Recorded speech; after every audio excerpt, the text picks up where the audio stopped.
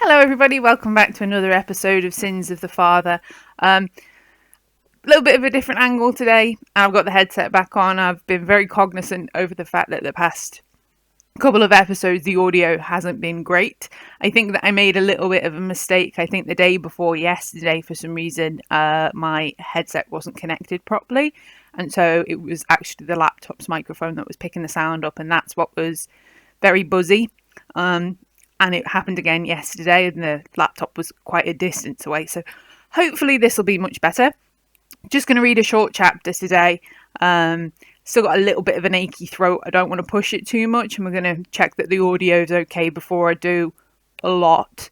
I know it can be difficult to hear if the audio is not great, and I want to try and do it as best as I can for people, because I know that there's quite a few people listening along and enjoying the story, and I want it to be as best as it can be, and having me ramble at you as it is. So yeah, when we left off yesterday, Martha had taken matters into her own hands, and she enlisted Stefan to get her mother out of the family's home, and Stefan took her mother away to an undisclosed location, and it was quite emotional, and she got herself beaten up a little bit, creating an opening for Stefan to get in and presumably out of Marytown.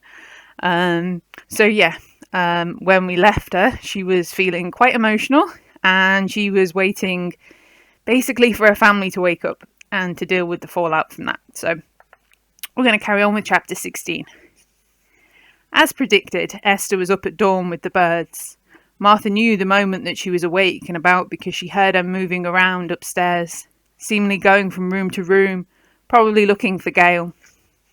Eventually she came down into the kitchen, where her niece was sitting at a small brunch table in the middle of the room, arms folded across her chest, staring down into an empty stained coffee mug, as if seeking inspiration from within it. "Oh, Martha," she seemed relieved. "Have you seen your mother?" "Sit down." The woman genuinely seemed taken aback. "Excuse me?" Martha raised her eyes and fixed her with a hard stare that must have been as cold as she was feeling, because the woman seemed to inwardly shrink into her fluffy cream bathrobe and slippers.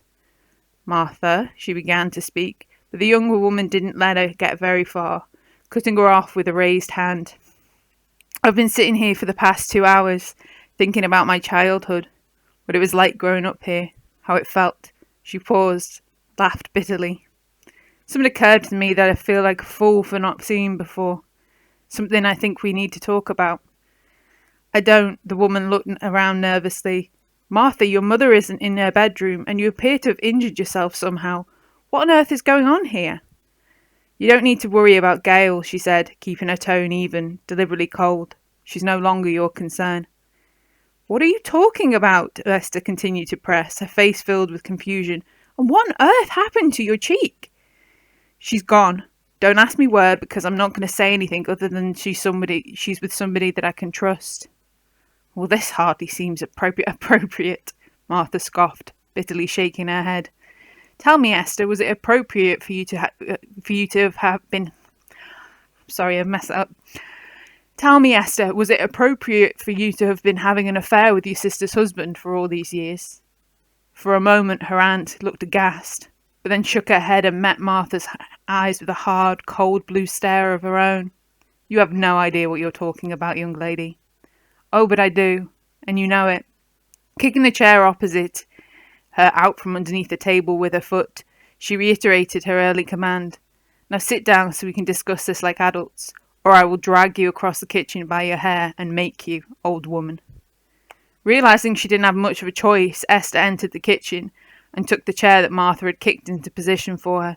She tried to look as dignified as she could, but under such scrutiny, Martha could see the tired puffiness around her eyes, more than a simple lack of sleep, visual evidence that she'd been crying, probably in the hours before she'd fallen asleep.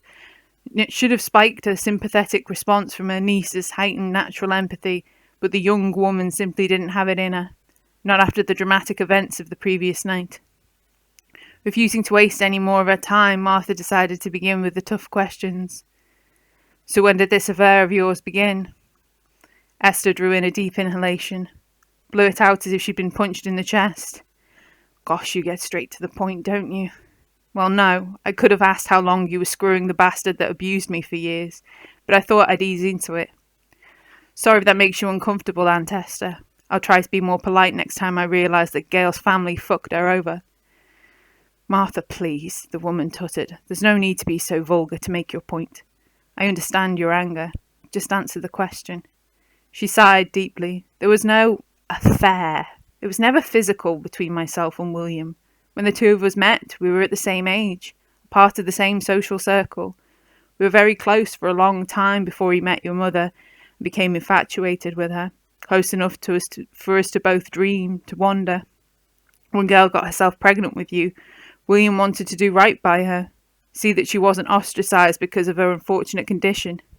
I know it doesn't seem that long ago, and in many ways it wasn't, but as an unmarried teenager, your mother would have been treated appallingly for getting pregnant around here, as I'm sure you're well aware. Martha couldn't help but feel offended by that final comment, and hit back at her aunt with much indignance.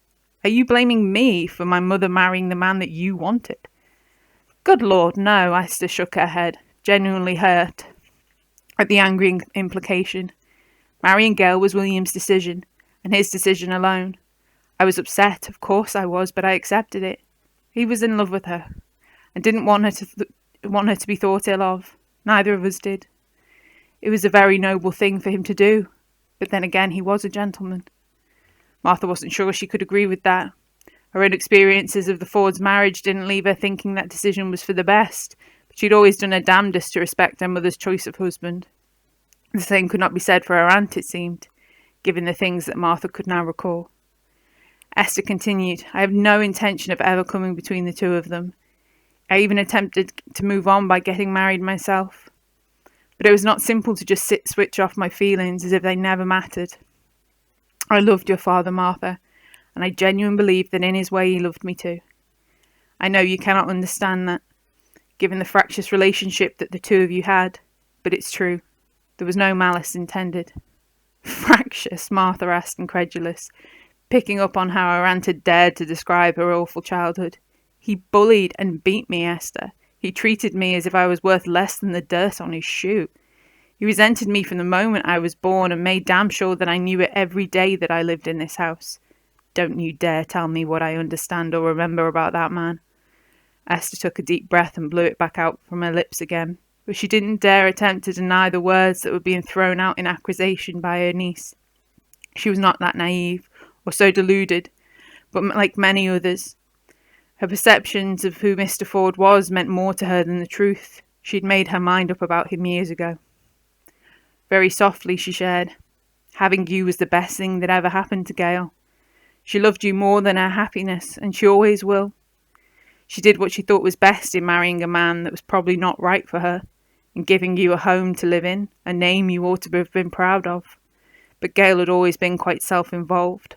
She couldn't love William in the way that he wanted her to, and it was painfully clear to him it made things difficult between them.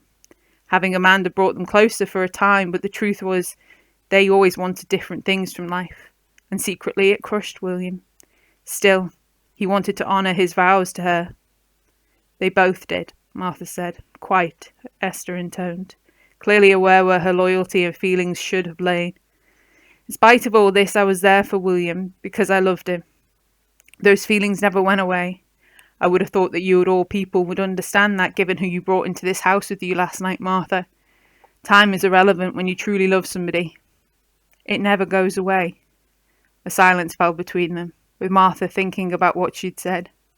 Truth was, she could relate to that feeling that her aunt described, but love was not a justification for the lie that her mother's closest kin had chosen to live. There were only two people who should have mattered in the Fords' marriage, and while Martha knew the reason why her mother had never been able to truly love William Ford as much as he claimed to love her, she'd always trusted that they'd remained faithful to one another.